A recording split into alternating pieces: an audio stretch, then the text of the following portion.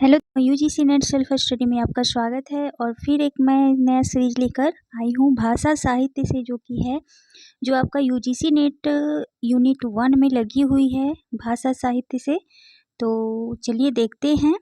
कल हम लोगों ने 75 तक प्रश्न किए हुए हैं, आगे आज 100 तक करने की है।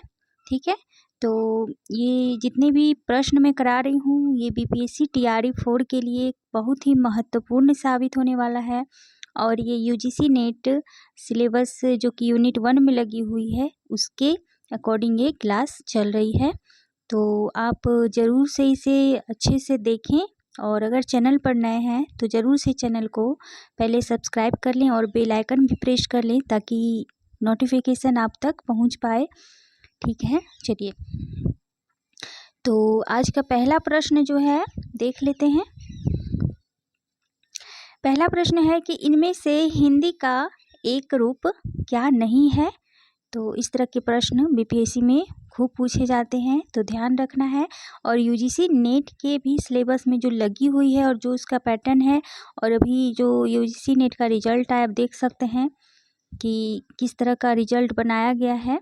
तो उस तरह से ही आपको पढ़ाई करना है आगे के लिए। तो यहाँ पर क्या बोल रहा है प्रश्न कि इनमें से कि हिंदी का एक रूप क्या नहीं है। नहीं पे ज़्यादा फोकस आपको यहाँ पर देना है, क्योंकि पैटर्न जो है बीपीएससी का इसी तरह से पूछा जा रहा है सवाल। तो यहाँ पर सवाल भी वैसे ही हैं। तो क्या नहीं है पूछा जा रहा है, तो रेखता तो होगा, उर्दू भी होगा, हिंदुस्तानी भी होगा, लेकिन कोंकणी नहीं होगा। ठीक है, कोंकणी नहीं होगा, तो ध्यान रखना है। चलिए अगला प्रश्न देख लेते हैं कि राजभाषा आयोग का गठन कब हुआ है। तो ये 1955 में बीजी खैर के माध्यम से हुआ था। तो ये सभी को पता है और ये बहुत बार ही प्रश्न पूछे गए, रिपीटेड प्रश्न है, चाहे वो कोई भी एग्जाम हो ये पूछे ही जाते हैं। अगला प्रश्न है कि राजभाषा अधिनियम कब निर्मित हुआ था। यहाँ अधिनियम कब निर्मित हुआ था ये पूछा जा रहा है, तो 1976 ईस्वी में। सी ऑप्शन आपका राइट होगा। अगला प्रश्न है कि राजभाषा अधिनियम के अनुसार इनमें से ख श्रेणी के अंतर्गत कौन सा राज्य नहीं आता। और ये बीपीएससी टीआरई में पूछा गया प्रश्न है। अगर प्रीवियस ईयर प्रश्न आप देखेंगे तो ये पूछा गया प्रश्न है, और झारखंड सहायक आचार्य में भी ये प्रश्न यहाँ से ये प्रश्न पूछा गया है।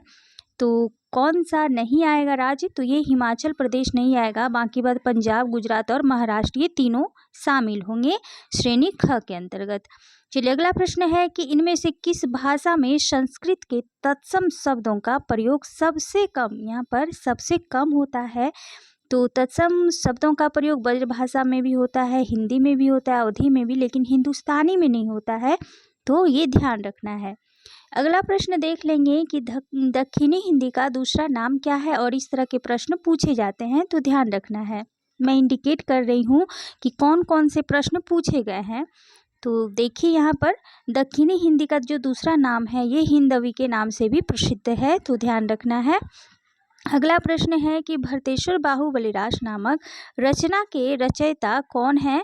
तो ये शालिभद्र सूरी हो जाएंगे, तो ध्यान रखना है। 1155 ईस्वी में है, तो ये शालिभद्र सूरी होंगे, तो बी ऑप्शन आपका राइट होगा। चलिए अगला प्रश्न देख लेते हैं कि 84 सिद्धों में सबसे 84 सिद्धों में पहले सिद्ध कौन से थे। तो ये शरप्पा आ जाएंगे। 769 दोहा कोश याद रखना है। दोहा कोश जो इनकी है बहुत ही महत्वपूर्ण ग्रंथ है, और यहाँ से प्रश्न ये पूछे जाते हैं। तो ये 3 फैक्ट इनके बारे में ध्यान रखना है। और अगर सिद्ध में सबसे बड़े कवि की अगर बात की जाए तो ये लुईपा हो जाएंगे। ठीक है, ध्यान रखना है। चलिए अगला प्रश्न है कि आजहूँ गाय चराए बनूँ गयो, यह पंक्ति किस बोली की है। तो ये ब्रज भाषा से ही उद्धित है। चलिए अगला प्रश्न है कि इनमें से नागरी प्रचारणी सभा से कौन जुड़ा रहा है। तो ये श्याम सुंदर दास जी थे। ठीक है, और ये भारतेंदु युग से भारतेंदु हैं, प्रसाद छायावाद और प्रेमचंद्र प्रगतिवाद से जुड़े हुए हैं। चलिए अगला प्रश्न देख लेते हैं। अगला प्रश्न है कि कीर्तिलता किस भाषा की रचना है। तो कीर्तिलता और कीर्ति पताका ये किसकी रचना है, आप जरूर से कमेंट कीजिएगा। हालांकि इसकी भाषा देखें तो ये अवहट से संबंधित है। ठीक है, अवहट से संबंधित है कीर्तिलता। और मैंने कीर्तिलता और कीर्ति पताका के रचनाकार का नाम पूछा है, तो ज़रूर से आप कमेंट कीजिएगा कि वो रचनाएं किसकी हैं। चलिए अगला प्रश्न है कि इनमें से कौन सी बोली पूर्वी हिंदी की है। तो पूर्वी हिंदी की बोली यहाँ पर पूछी जा रही है, तो कौन सी बोली है पूर्वी हिंदी की। तो ये बघेली हो जाएगी। अर्धमागधी से पूर्वी हिंदी का विकास हुआ और पूर्वी हिंदी से बघेली, छत्तीसगढ़ी और अवधी का विकास हुआ है, तो ध्यान रखना है। और मगही, मेवाती तो राजस्थानी के अंतर्गत आएगा। भोजपुरी और मगही जो है वो मागधी के अंतर्गत, बिहारी हिंदी के अंतर्गत ही ये जोड़ी जाती हैं। चलिए अगला प्रश्न है कि 84 वैष्णव की वार्ता क्या है। तो ये ब्रजभाषा की गद्य रचना है और यहाँ से मैंने 4-5 प्रश्न अभी तक करा चुका है, जो कि बदल बदल कर यहाँ से इसके बारे में प्रश्न किया गया है, तो ध्यान रखना है क्योंकि ये आरंभिक सभी रचनाएं हैं, तो यहाँ से प्रश्न बनने की पूरी संभावना रहती है, चाहे वो कोई भी एग्जाम हो। अगला प्रश्न है कि 252 वैष्णव की वार्ता के लेखक कौन है। तो ये गोकुलनाथ है। ठीक है, गोकुलनाथ है।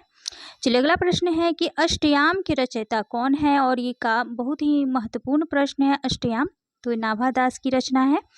आर्य समाज की स्थापना कहाँ हुई थी। तो आर्य समाज की स्थापना किसने किया था, ये जरूर बताएं आप, क्योंकि मैंने पिछले ही प्रश्न में ये करा चुका है। इसके आगे की सीरीज को देखते हैं, तो इसमें है कि आर्य समाज की स्थापना कहाँ हुई थी। तो ये मुंबई में हुई थी, ध्यान रखना है। चलिए अगला प्रश्न देखिए, उसी से संबंधित है कि इनमें से कौन सा सुमेलित नहीं है। तो यहीं पर आपका जो प्रश्न का आंसर मिल गया। दयानंद सरस्वती, ब्रह्म समाज राजा राम मोहन राय, प्रार्थना समाज, क्या एनी बेसेंट थी। जी नहीं थी ये एनी बेसेंट, क्योंकि ये थियोसॉफिकल सोसाइटी की ये यहाँ पर संस्थापक रही हैं। तो प्रार्थना समाज के कौन थे, तो ज़रूर से आप बताएं। और राम कृष्ण मिशन, ये तो विवेकानंद विश्व प्रसिद्ध हैं, तो ध्यान रखना है। चलिए अगला प्रश्न है कि इनमें से क्या ठीक नहीं है। यहाँ से ठीक नहीं पूछा जा रहा है। तो मैथिली, बिहारी हिंदी, ठीक है।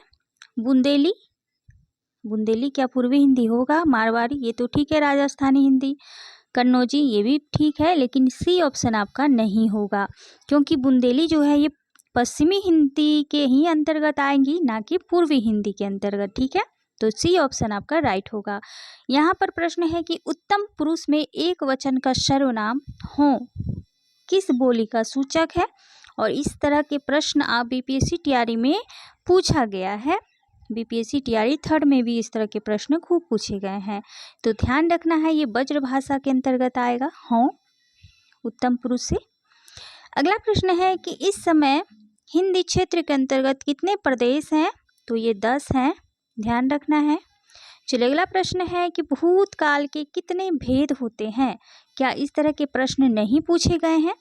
आप देख सकते हैं बीपीएससी तैयारी में प्रीवियस ईयर प्रश्न वो भी मैं कराऊंगी। सारे प्रीवियस जितने भी पूछे गए हैं अभी तक, चाहे वो तैयारी 1 हो, 2 हो या 3rd हो, जितने भी हैं हिंदी में, चाहे वो 6 to 8 का हो, 9, 10 या फिर 11, 12, जितने भी प्रश्न हुए हैं अभी तक, मैं सारे प्रश्न आपको कराने वाली हूँ, तो जुड़े रहें इस चैनल के साथ।